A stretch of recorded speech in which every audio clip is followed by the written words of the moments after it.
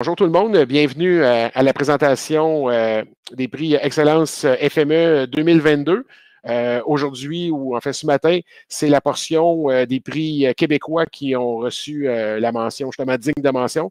Hier étant la présentation des gagnants dans les 3 catégories. Je vais changer ma slide. Donc, premièrement, je me présente, François Lagagnère, c'est moi qui va animer le webinaire de ce matin. Juste à la base, je l'ai dit hier, je sais qu'il y a des gens dans la salle qui étaient présents pour la présentation des prix gagnants d'hier, mais bon, cette année, en 2022, on a eu une bonne année au niveau de la réception des projets. On a reçu une vingtaine de projets, donc l'équipe a dû analyser ces projets-là. Clairement, c'est des projets qui démontrent une super belle créativité. Puis, nous, on constate que c'est une belle vitalité aussi des membres de la communauté des utilisateurs FME, là, principalement dans le monde de la géomatique. J'aime bien dire que, bon, on a des critères de sélection qui sont quand même définis, mais la variété des projets fait que c'est quand même difficile de faire je dirais, cet arbitrage-là, cette sélection-là des projets gagnants. Puis c'est entre autres choses pourquoi aussi on décide de donner de la visibilité à des projets qui sont dignes de mention, qui n'ont pas nécessairement gagné, mais qui méritent quand même là, une mention spéciale. Ça donne qu'on les fait aussi pour des projets aussi le francophone québécois, donc ça nous permet d'avoir une présentation aussi qui est 100% français aussi. Ces projets-là, on considère que c'est une façon justement d'utiliser, bon, évidemment FME, mais beaucoup aussi avec ArcGIS aussi, pour améliorer ce que nous, on appelle la performance géospatiale, qui est notre motto, si on veut. Donc, pour revenir, pour ceux qui n'étaient pas présents, parce qu'il y en a quand même plusieurs d'entre vous qui étaient présents lors du webinaire d'hier, on revient sur les gagnants. Le projet le petit projet efficace a été remporté par la ville de Mono. Le ministère Public Service Procurement Canada, donc PSPC, ont gagné le prix pour le projet de la meilleure automatisation. Et puis, c'est la ville de Longueuil qui a gagné le projet pour le meilleur projet qui sortait des sentiers battus. Donc, ce que nous, on espère, c'est qu'autant que les projets qui ont été présentés hier, que les projets qui vont vous être présentés aujourd'hui, ils vont pouvoir vous inspirer justement à utiliser la technologie de façon créative et puis à générer de la performance géospatiale. Donc, l'agenda d'aujourd'hui, on démarre avec le gagnant pour le projet digne de mention du meilleur petit projet efficace. Ensuite, pour celui du meilleur projet d'automatisation. Et puis ensuite, pour le meilleur projet sortant des sentiers battus. Les présentations durent environ 15 minutes, pas mal maximum, 15-16 minutes. On aime ça avoir techniquement du temps pour les questions à la fin. Hier, les gens ont été très sages. Il n'y avait pas de questions. S'il y en a, vous pouvez utiliser le chat. Ça va me faire plaisir de les relayer aux présentateurs aussi. Puis, juste pour s'assurer, dans le fond de la bonne marche de la rencontre aussi aux présentateurs, juste d'éteindre vos micros quand vous n'êtes pas en mode de présentation. Donc, le gagnant, dans le fond, de la mention meilleur petit projet efficace cette année va à la ville de Rimouski. Le titre du projet, c'est la gestion du stationnement hivernal de nuit. Il a été soumis par Luc Bouillon, mais il est présenté par des membres de l'équipe.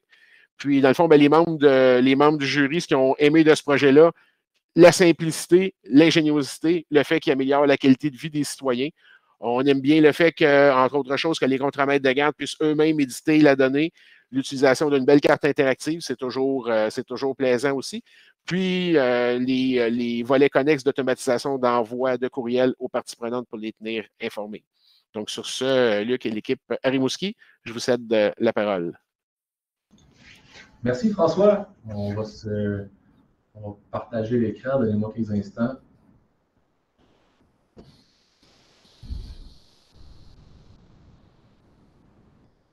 Est-ce que vous me confirmez que le partage d'écran fonctionne bien? Oui, je confirme. Bon, parfait. Merci, François. Bon, bonjour à tout le monde. Je me présente. Mon nom est Luc Bouillon, chef de division en système d'information. Je suis avec mon collègue Nicolas Pellet, qui est webmaster. Bonjour. Nous, ce qu'on vous présente aujourd'hui, c'est, comme François vous l'a expliqué, c'est notre gestion de stationnement hivernal de nuit. Si on met une petite mise en contexte, nous, à Rimouski, avant 2019, ce n'était pas possible de se stationner dans les rues de la ville.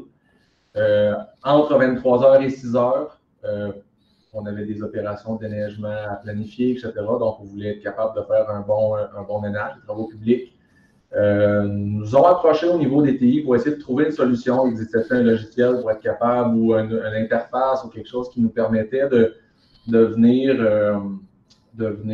solutionner la problématique puis d'aviser les citoyens en même moment. Ce qu'on a fait en 2019, la réalisation de ce projet-là, ben, ça nous permet présentement, les citoyens peuvent se stationner sous conditions présentement. Et ben, comme j'écris dans la slide présente, c'est 400 km de route, 100 km de trottoir, des bornes d'incendie. Les opérations de déneigement, c'est quand même un très grand territoire, Rimouski, pour le nombre de citoyens qu'on est. Donc, c'était un enjeu de taille de pouvoir bien diffuser l'information. Je cède la parole à mon collègue Nicolas pour la suite. Nicolas, c'est à toi. En fait, c'est durant l'hiver 2009-2020 qu'un projet pilote s'est mis en place. Donc, au début, c'était seulement le centre-ville qui avait comme zone d'autorisée ou interdit suivant les conditions météorologiques. Et en fait, comme cet outil qu'on avait créé au départ a été bien apprécié des citoyens, en fait, ça a été beaucoup consulté, et bien maîtrisé aussi par la simplicité d'une interface qu'on va voir un peu plus tard. Dans notre intranet, par les travaux publics, on a décidé en fait d'élargir la zone qui était de prototype. Et donc on a divisé le centre-ville, la ville au complet, en 6 zones distinctes. Puis on peut noter aussi que le stationnement a été permis en fait plus de 70% du temps durant la période hivernale. Donc là, vous pouvez voir la carte interactive qui est sur le site de la ville de Rimouski. Qui est à noter, en fait, c'est que la carte par défaut est interdite, en fait, c'est tous les matins à 6 heures. On interdit toutes les zones. Et le citoyen peut, en fait, à partir de 5h30, voir si le stationnement est autorisé de nuit, donc entre 23h et 6h du matin. Il est à noter aussi que en fait, le citoyen peut téléphoner au centre d'appel puis avoir la même information qu'il peut consulter sur le site de la ville. Comment ça fonctionne? En fait, il y a une interface qui a été mise en place dans notre intranet, comme vous pouvez le voir dans la photo. On peut voir que le contremaître, lui, il peut voir la même carte, donc pour lui simplifier la vie, la même carte qu'il y a sur le site de la ville, et il peut modifier les différentes zones, donc sur la partie de gauche. Il doit faire ce changement-là avant 17h30 parce qu'un courriel est envoyé en fait aux différents services qui doivent être alertés à ce moment-là. Donc, l'interface dans l'intranet permet aussi d'avoir les statistiques, on peut dire en temps réel, donc calculées par jour, sur les ouvertures de chacune des zones durant la période. Puis, en fait, c'est un peu plus bas dans la même page, on peut voir le log de qui c'est qui a fait les modifications, donc autorisé ou interdit, et à quel moment. Ceci permet en fait d'avoir une trace, donc savoir qui c'est qui a fait quoi en cas de problème, si nécessaire. Merci, Nicolas. Si on rentre dans le pratico-pratique, le rôle de FME dans notre projet, principalement, c'est la mise à jour de la carte web. On a un workbench qu'on utilise pour ça, un workspace pour ça. On l'appelle à l'aide d'un webhook. Nous autres, dans le fond, le bouton enregistré que vous avez vu à l'écran d'avant fait cet appel-là, puis il y a une mise à jour au niveau de la carte. Donc, c'est peut-être le petit élément qui est particulier dans cet appel-là. Ce n'est pas un appel d'une tâche planifiée, c'est vraiment quelque chose qui est à la volée, qui est appelé par notre intranet. On utilise aussi dans notre intranet l'état des zones. En fait, le contremaître vient sélectionner, comme on vous montrait tout à l'heure, les zones établies. Ça vient inscrire ces données-là dans l'intranet. Et après ça, nous autres, dans notre géodatabase, dans Géocité, on a la division des zones qui est codée à ce niveau-là. Donc, on vient chercher ces deux informations-là et on vient pousser via l'API de ArcGIS Online, on vient faire la mise à jour de la carte web et on vient aussi mettre à jour les statistiques d'utilisation dans l'intranet, comme Nicolas vous parlait tout à l'heure. Donc, les deux gros morceaux là, dans ça, si on parlait d'un petit projet, oui, mais en même temps, c'est un projet qui fait appel à des API de connexion au niveau d'ArcGIS Online qui utilise des webhooks. C'est des premières, pour nous, qu'on a développé cette façon de faire. Vous voyez ici, c'est un petit peu le projet, le workspace principal qui vient chercher les données dans notre log stationnement qui est notre intranet.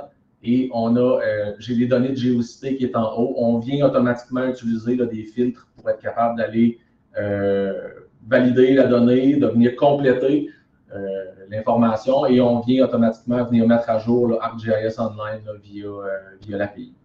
On sert, dans FME Server, on a un token, comme je vous parlais, c'est un webhook, donc on s'est créé un token de connexion, puis c'est lui que Nicolas appelle dans l'intranet pour faire marcher tout ça.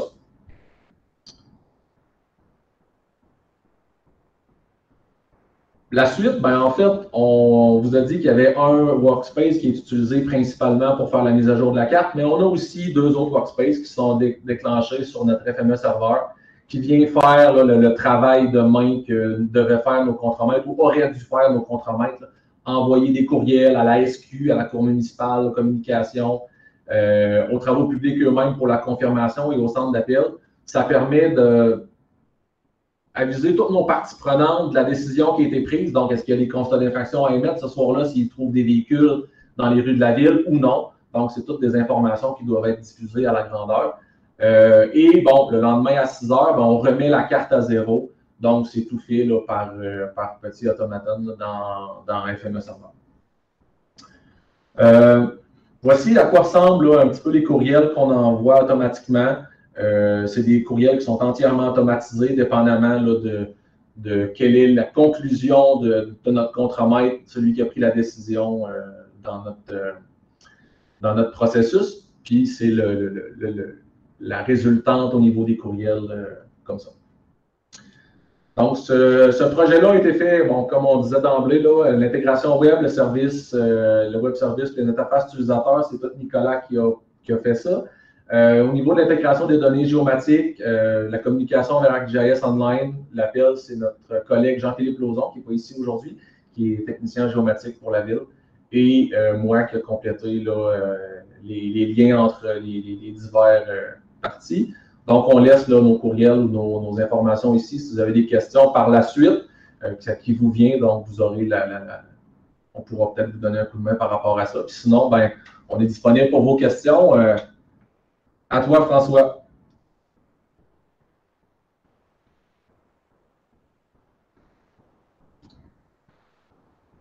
Tu es sur mute, je pense, François.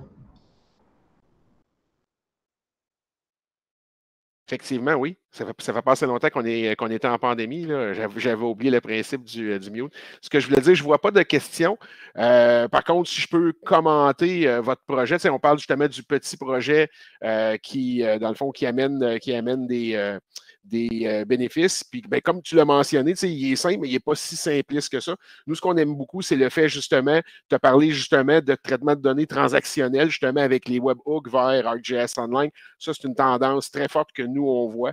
On a, petit point, on a justement donné un workshop avec le groupe, dans le fond, de URISA Ontario, justement par rapport à ça, puis on avait un maximum on avait donné un maximum de 50 personnes pour s'inscrire, puis on a eu 50 personnes rapidement. Donc, je pense qu'il y a une tendance, justement, d'utiliser FME avec FME Server, justement, pour faire du traitement de données transactionnelles au lieu d'y aller en tâches planifiées. Fait que ça, effectivement, c'est un élément intéressant de votre projet.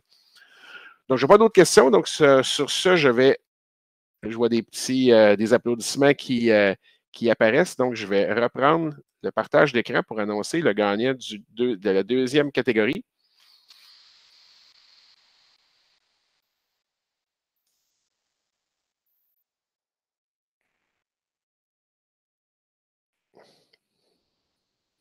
Ça fonctionne?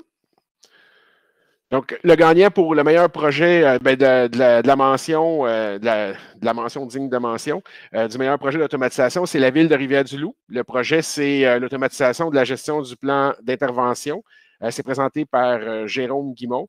Et puis, ce projet-là, on l'a trouvé intéressant, très intéressant, parce qu'il s'attaque à une problématique universelle aux municipalités québécoises sur la création des plans d'intervention. Le jury a aimé le fait que Jérôme s'est attaqué à quelque chose d'envergure. Et puis, ça lui a permis justement de pouvoir intégrer, manipuler, valider une grande quantité de données provenant de multiples sources. De plus, nous aimons aussi que le résultat permet... Puis, j'ai perdu, désolé, j'ai perdu un bout de mes notes. Ah, c'est ça. Nous avons le fait que le résultat a permis à la Ville d'économiser 50% des coûts. Non, ça, c'est pas vrai. Désolé. Donc, je vais laisser la parole à Jérôme pour présenter son projet de façon plus efficace que je viens de le faire. Donc, Jérôme, la parole est à toi. C'est bon, je partage mon écran. Parce que je me suis mélangé au niveau des ROI de ton projet. Tu pourras en parler aussi, Jérôme. Oui, mais je ne suis pas capable de partager mon écran. OK, attends une minute, je vais essayer quelque chose. Tu devrais être capable, là.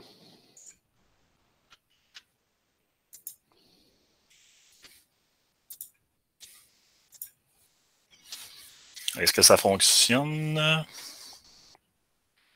Voyez-vous mon écran? Oui. Oui, absolument. Bon, parfait. Fait que, bonjour tout le monde, je m'appelle Jérôme, je suis géomaticien pour la ville de Rivière-du-Loup depuis maintenant 14 ans.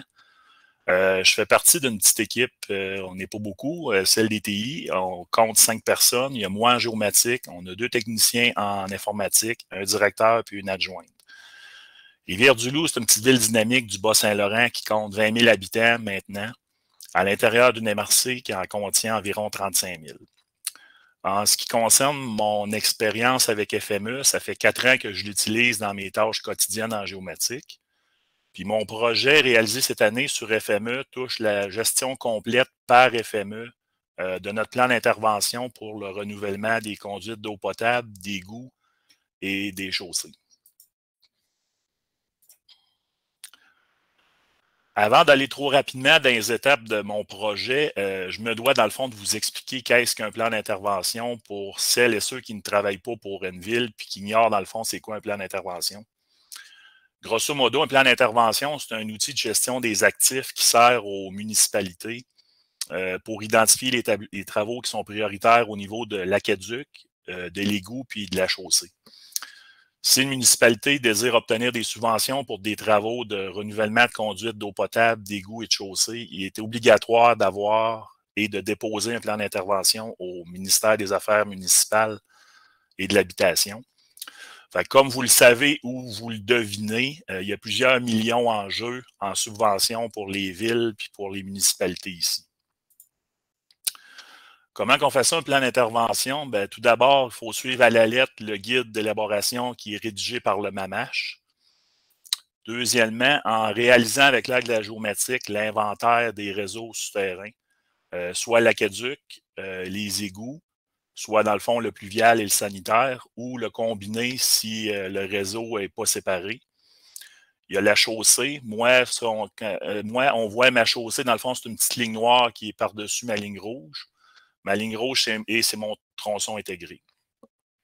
Les tronçons intégrés, dans le fond, c'est quoi? On peut dire que c'est comme la couche globale. C'est la couche qui vient reprendre les éléments des conduites et de la chaussée dans une relation parent-enfant. À Rivière-du-Loup, mon inventaire, dans le fond, pour mon plan d'intervention, j'ai 1350 segments d'aqueduc pour 140 km de longueur. Au niveau de l'égout, j'ai 3000 segments pour 198 km. J'ai une table de défectuosité des égouts suite aux inspections caméra annuelles. J'ai 17 000 entrées dans ma table. Ma chaussée, j'ai 850 segments pour 149 km. Puis mes tronçons intégrés, j'ai 975 tronçons pour 175 km. Bien entendu, ces couches de lignes ont toutes leur base de données d'une trentaine de colonnes d'attributs chacune. Troisièmement, vient se greffer, dans le fond, les auscultations des infrastructures par le passage des caméras là, que nous, on fait faire à chaque année. Quatrièmement, on a le suivi des bris, les suivis d'événements et les autres études, dans le fond, qui sont liées au génie civil, là, qui sont liées au plan d'intervention. Finalement, c'est là la partie là, la plus importante, c'est les calculs afin d'arriver à la fin avec une cotation alphabétique ABCD pour chacun des segments d'aqueduc, d'égouts, de chaussées, puis de tronçons intégrés. Comme on a rencontré plusieurs problèmes au niveau du logiciel pour la réalisation de la version 2015, il était nécessaire pour nous de changer la façon de faire pour notre prochain plan d'intervention. On s'était fixé comme objectif d'améliorer l'efficience de la démarche qu'on avait. Avec l'ancien système, ça me prenait un temps fou. À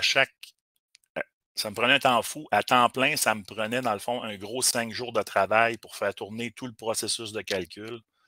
Si j'ajoutais ou je venais modifier seulement un vecteur au niveau de mes couches de ligne ou un attribut de vecteur, c'était une semaine de travail tout de suite qui partait là, pour ressortir, dans le fond, les résultats finaux.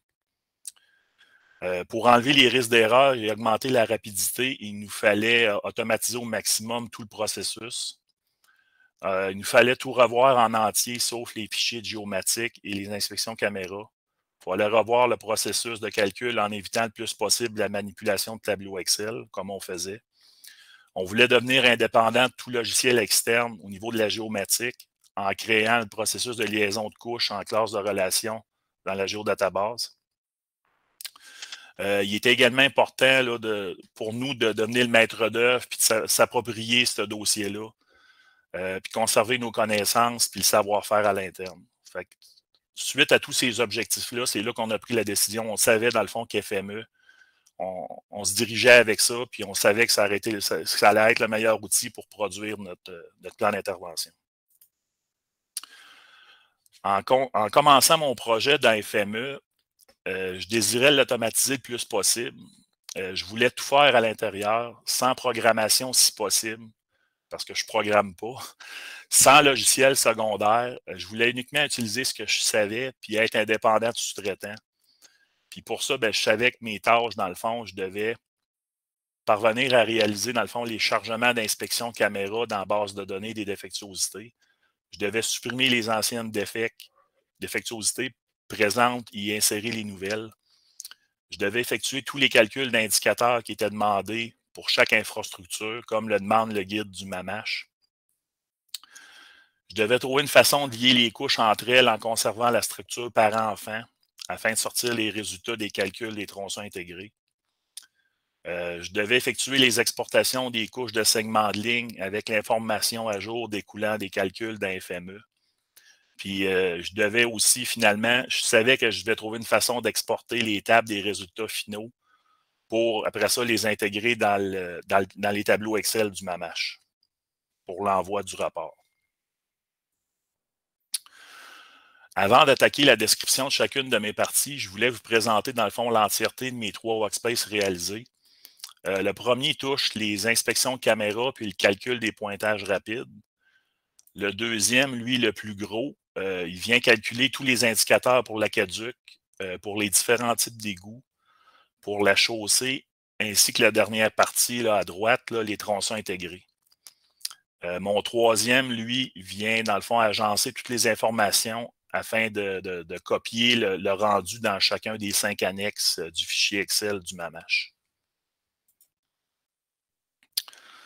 Je voudrais préciser ici que mes 3 workspaces sont en fait ma première ébauche. L'objectif principal au départ, c'était pas de les optimiser dans la taille, mais bien de réussir le projet dans son entièreté, de passer au travers du projet et d'avoir un résultat, dans le fond, qui est sans faille, sans problème.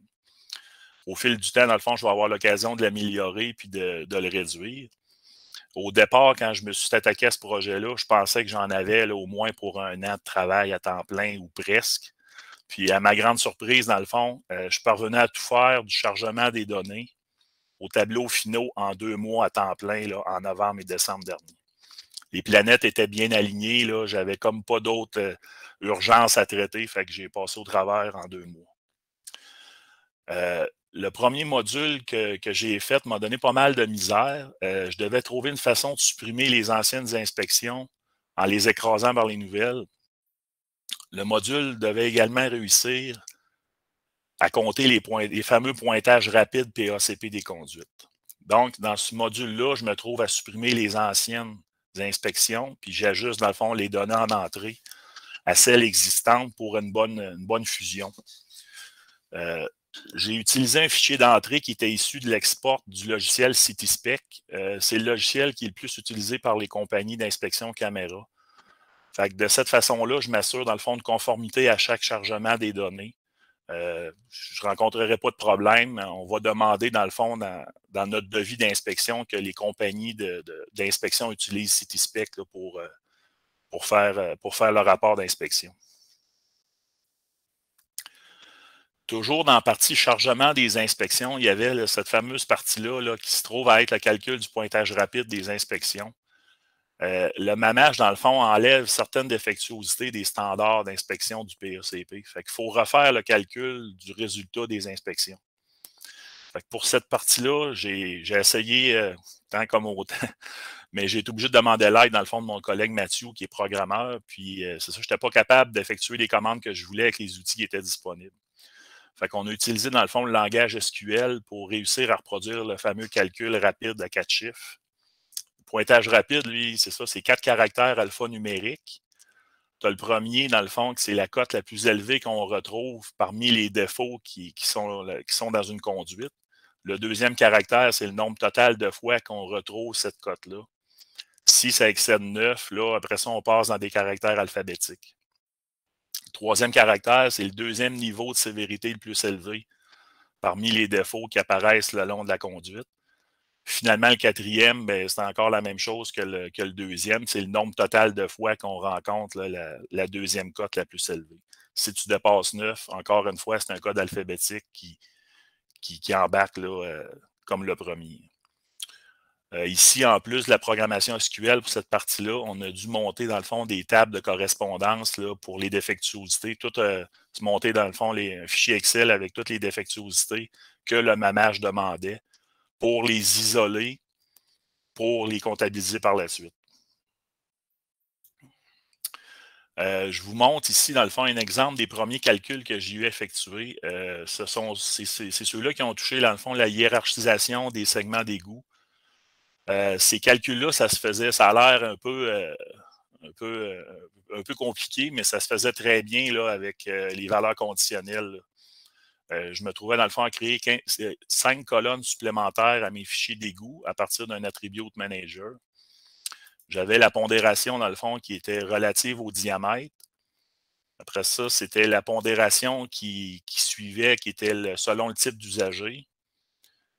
Une troisième pondération qui était selon le type de réseau, en exemple, dans le fond, combiné, pluvial, sanitaire. Je reprenais par la suite cette pondération-là de ces 3 facteurs-là ensemble. Puis, je créais finalement ma dernière colonne qui était ma hiérarchisation là, pour mes segments d'égout, qui était mon niveau 1, 2, 3, selon une braquette là, de pointage qui sont prédéfinis. La hiérarchisation, dans le fond, c'est un paramètre qu'on utilise là, pour tout le reste là, du processus de calcul. Fait que c'est ça, c'est un paramètre qui est quand même assez important là, pour le plan d'intervention. Une fois la hiérarchisation comptabilisée, c'est au tour des différents indicateurs à être traités. À titre d'exemple ici, c'est l'indicateur numéro 1 pour l'Aqueduc. Pour cet indicateur-là, dans le fond, j'ai fait un print screen qui montre 7 règles de conditions, mais en réalité, il y en a 46. Les 2 premiers indicateurs pour l'Aqueduc, ils ont été beaucoup plus complexes à automatiser que ceux pour les égouts et puis la chaussée. En haut, je vous montre, dans le fond, la série d'étapes pour le calcul des indicateurs de l'Aqueduc.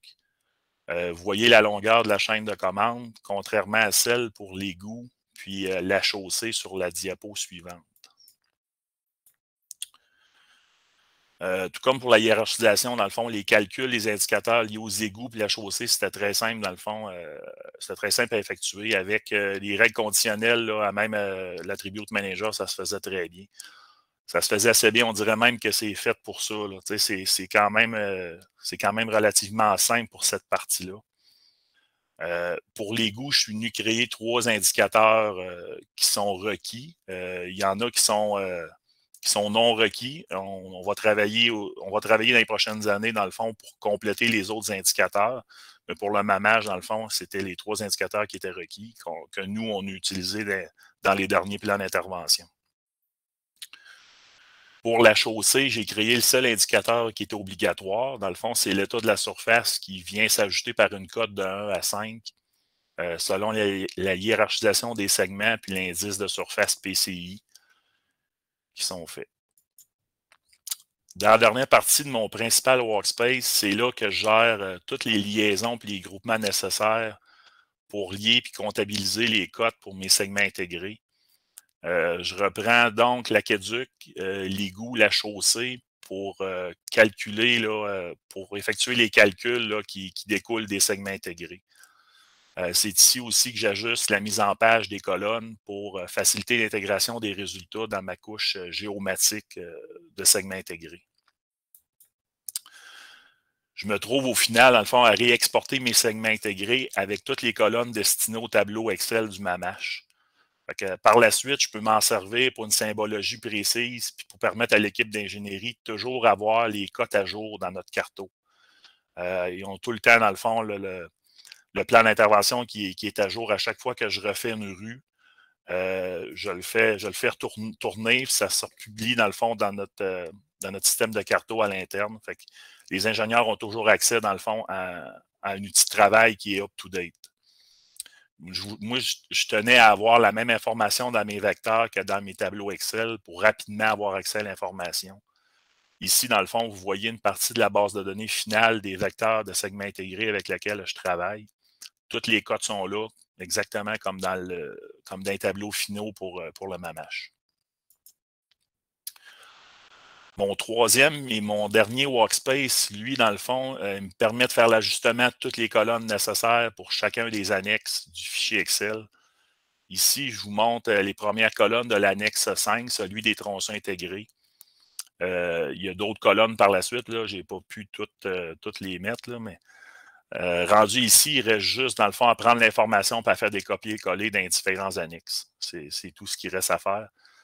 Dans quelques mois, on va rajouter, dans le fond, une partie à mon plan d'intervention je vais avoir besoin de l'aide de l'équipe d'ingénierie pour faire la section, pour calculer les coûts estimés des interventions préliminaires des travaux.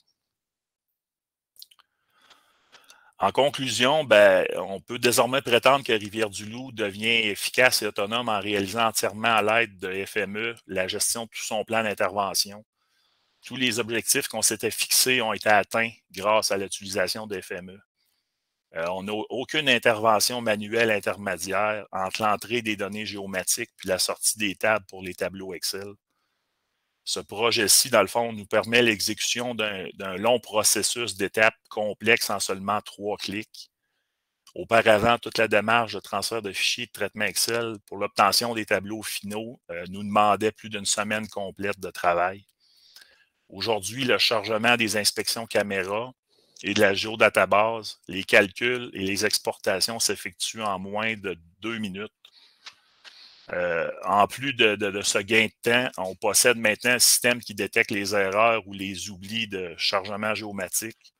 On a un système qui a une chaîne d'opérations infaillible. On a un système qui pourrait être applicable à toutes les municipalités québécoises ainsi qu'un système 100% autonome. En terminant, on peut prétendre que le temps qu'on va prendre pour nos prochains dépôts de plan d'intervention, ça va être presque uniquement consacré à la rédaction des rapports. Merci de votre attention. Si vous avez des questions, ça va me faire plaisir d'y répondre. Merci pour la présentation, Jérôme. Je ne vois pas de questions. Moi, en tout cas, ce que je peux te dire encore une fois, mon commentaire éditorial, vous avez remporté justement ce prix-là digne de mention. Moi, je trouve que tu t'es attaqué à quelque chose qui était quand même très costaud. Donc, bravo de l'avoir fait. Puis, j'ai aimé aussi le fait que tu as dit, tu sais, que vous l'avez fait, puis vous allez pouvoir l'améliorer aussi. Ça, je pense que c'est important. Des fois, on voit les gens qui hésitent à faire des projets qui ont un petit peu d'envergure parce qu'ils disent « Ah, ben, il ne sera peut-être pas parfait, il n'utilisera peut-être pas toutes les meilleures pratiques, puis il ne sera peut-être pas le plus lean ou le plus slick possible. » Toi, tu t'es lancé, tu as sauté, tu l'as fait, puis tu l'améliores au fur et à mesure aussi. Donc, encore une fois, ben, en tout cas, mon commentaire personnel, puis le commentaire de l'équipe de Consortec, bravo. Merci. Donc, comme je ne vois pas d'autres questions, on va passer à ce moment-là au dévoilement du dernier lauréat de la journée. Je vais partager mon écran. Je vois des mains qui applaudissent. Est-ce que tu peux arrêter ton partage, Jérôme? Je pense que l'application elle te demande. OK, parfait. Partager l'écran.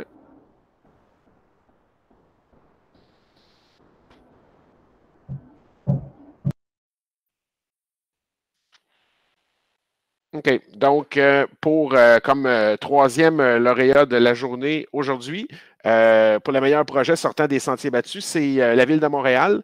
Le projet, c'est le remplacement d'une application de cartographie de réglementation de zonage avec FME. Et puis, le projet est présenté par Thierry Belou. Ce projet-là, ce qu'on aime beaucoup, c'est que, dans le fond, c'est qu'ils utilisent FME comme une composante permanente pour remplacer une application commerciale qui est plus supportée aujourd'hui. Donc, les membres du jury ont été vraiment impressionnés du fait que le développement a été fait 100% FME desktop. C'est une solution qui est aussi évolutive. Et puis, le dernier point qui est intéressant aussi, c'est que, dans le fond, en l'ayant développé avec FME, bien, les Villes de Montréal ont été en mesure aussi d'ajouter des éléments de traitement, de validation de données, édition des incohérences, puis en même temps, ils ont été capables de conserver les normes cartographiques qui étaient appréciées là, des utilisateurs de l'ancien système.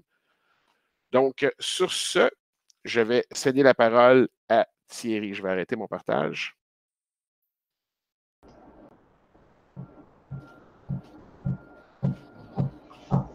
Oui, donc, tu dois être capable de partager. Excuse-moi, tu dois être capable de partager ton écran, Thierry. Oui.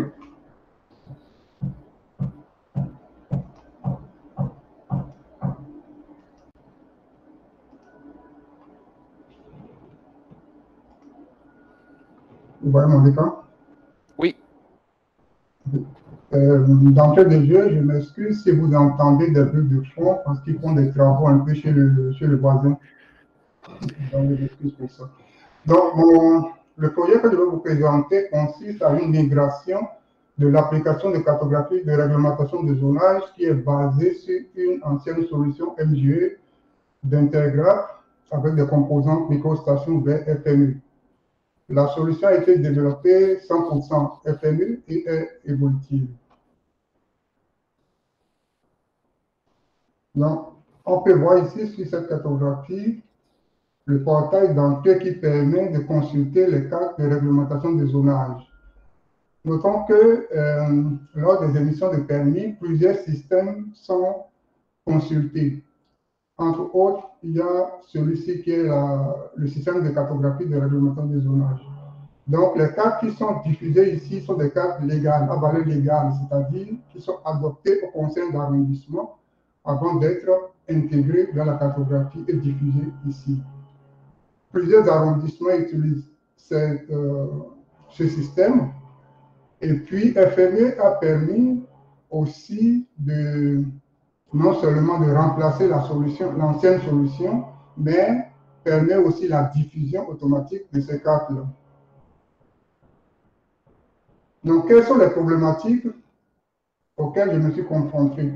FME a permis de se débarrasser des modules de l'ancien logiciel MGE qui n'existe plus sur le marché, et aussi ça a permis de pallier aux défaillances matérielles de l'ordinateur serveur sur lequel roule sur lequel roule MGE, qui est sous le système d'exploitation XP qui n'est plus supporté par Microsoft. En troisième point, ça permet de produire la cartographie de la réglementation, une cartographie parfaitement identique à l'ancienne cartographie qui est produite par MGE à cause de l'aspect légal des cartes. Ça permet aussi une flexibilité d'évolution lors, par exemple, d'intégration de nouvelles modifications de réglementation. Le rôle de FME, comme je disais tantôt, ça a été utilisé à 100% dans la cartographie.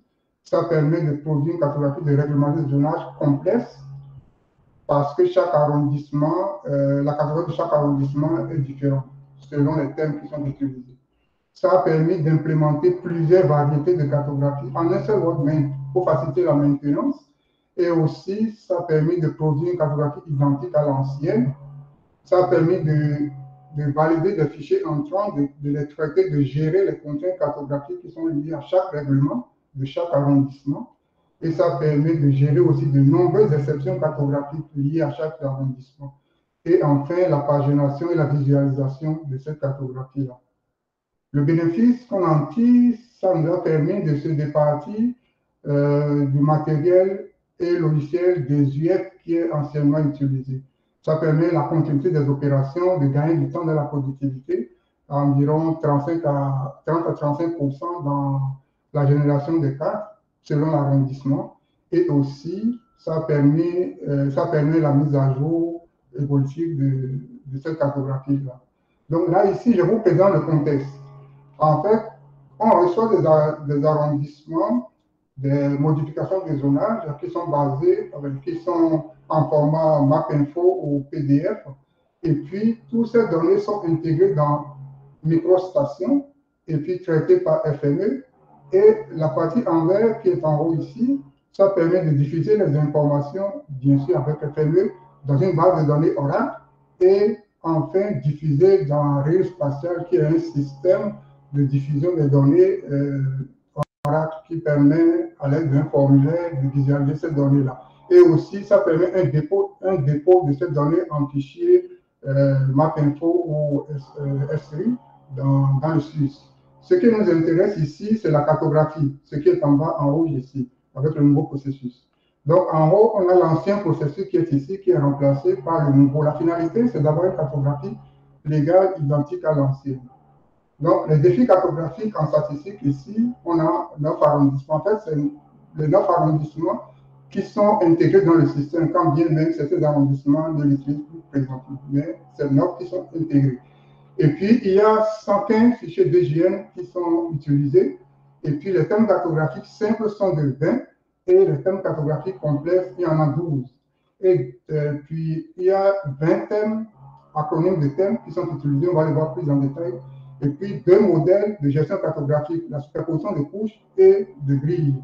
Et puis, le modèle de sous-thèmes, on en a 5 qui sont des super-thèmes. Et puis, les 63 niveaux de DGN sont utilisés. Sur ces 63 niveaux, il y a des entités spécifiques pour chaque arrondissement qui doivent être utilisées. Et puis, le style de représentation, on en a 25 qui diffèrent d'un arrondissement à un autre. Et puis, par arrondissement, il y a 5 pages cartographiques qui sont, 1 à 5 pages cartographiques qui sont diffusées. Et la finalité de la cartographie, c'est une cartographie en couleur et une cartographie en noir et blanc qui sont produites. Le processus, le modèle d'analyse de ce processus, on voit en vue globale ici, ce qui est en pointillé en rouge, c'est l'ancien processus, on va le voir en détail tantôt. Et puis en vert ici, c'est le nouveau processus qui est généré par FME. Et la finalité en pointillé bleu ici, c'est la diffusion. Donc ici, c'est l'ancien processus. En fait, l'ensemble des thèmes de chaque arrondissement est intégré, est utilisé est appelé par MGE, qui est installé sur l'ordinateur serveur, qui est sous ISP ici, que j'ai mis une croix dessus. Et puis ça utilise les composants MGE et puis les composants MicroStation qui permettent de générer la carte. En fait, ça envoie la carte générée dans une imprimante virtuelle. Et puis enfin, ça génère des cartographies en HPGL qui sont ensuite converties en PDF et diffusées sur le serveur. Donc, le nouveau processus, grâce au formulaire FME, et puis des scripts Python, on choisit juste l'arrondissement qui est visé et puis un certain nombre de paramètres qui sont intégrés dans ce formulaire qui permet de générer la cartographie et en fichier PDF spatial et diffusé sur le serveur. La finalité, en fait, c'est de pouvoir déployer ça sur le serveur FMU. Donc, on a ici le modèle vue global de ce modèle-là qui est implémenté avec FMU. Donc, ici, en détail, on voit ici l'ensemble des arrondissements et puis ici l'ensemble des fichiers, des thèmes qui sont utilisés, zones, usages, etc. Et puis, en haut, ici, on a l'acronyme des termes ZU, Z comme zone, U comme usage, et ainsi de suite, et les pages, les paginations qui sont utilisées. Et puis, entre chaque entité ici, il y a des contraintes de validation qui sont faites à l'entrée et de déclenchement du workbench. Donc, en bas, ici, on a, non, excusez-moi, en rouge, ici, la gestion des niveaux de DGN. On en a 63, comme je l'ai dit par tantôt. De 1 à 39, il y a plusieurs entités qui sont différentes là-dessus qu'il faut gérer. Le niveau 44 à 63 également, même chose sur le niveau 40, 41 jusqu'à 43 ici. Et des contraintes, la gestion des exceptions pour chaque DGN et chaque niveau. Et puis, ici, on a la légende qu'il faut gérer, le nom de la ville, le logo, la légende, la note, la localisation, la notation, et puis la date de certificat de conformité, la source, et ainsi de suite.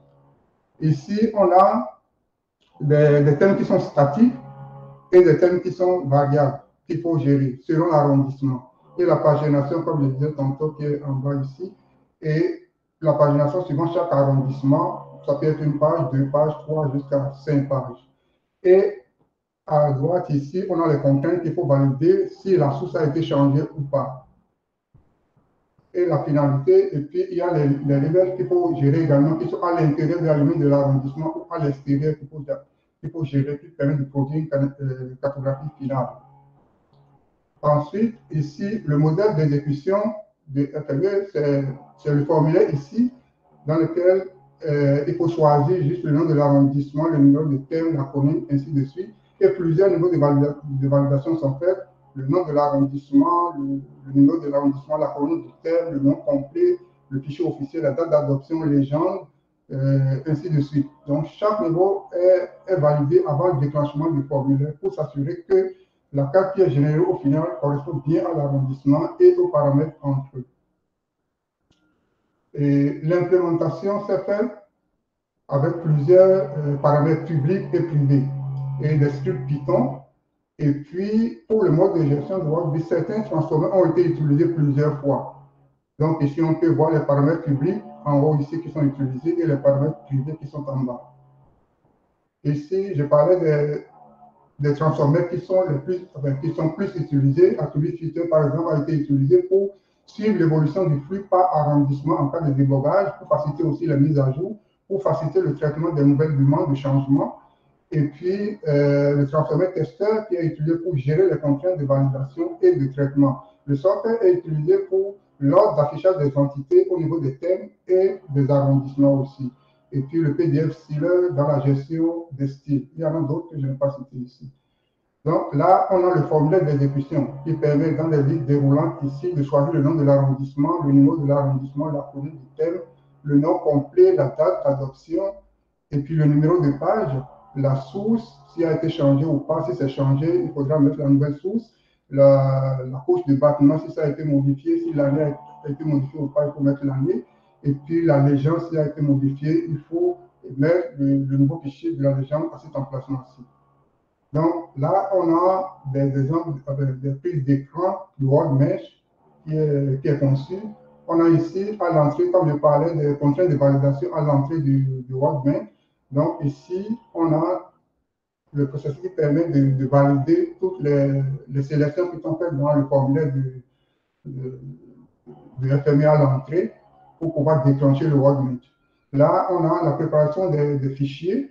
Donc, tous les fichiers officiels qui sont entrés sont copiés et puis les statistiques de chaque entité est générée à ce niveau-là et une copie de fichier, lui, est mise dans le répertoire pour pouvoir permettre le traitement. Donc là, ici, on a la gestion des rotations. Suivant chaque arrondissement, la rotation est différente au niveau de chaque fichier DGN. Donc ici, on a la gestion des bâtiments, les bâtiments qui sont utilisés pour chaque arrondissement ici. Et puis les rues et les rotations, comme j'ai parlé aussi tantôt. Ici, la limite de l'arrondissement, les parcs, et puis la gestion des couleurs aussi, qu'on peut voir à ce niveau aussi. Et là, on a les entités cartographiques également qui sont gérées à ce niveau. La suppression de ces entités qui ne doivent pas apparaître et d'autres qui doivent être plus mises en exergue. Donc ici, on a la gestion des styles cartographiques qui est ici.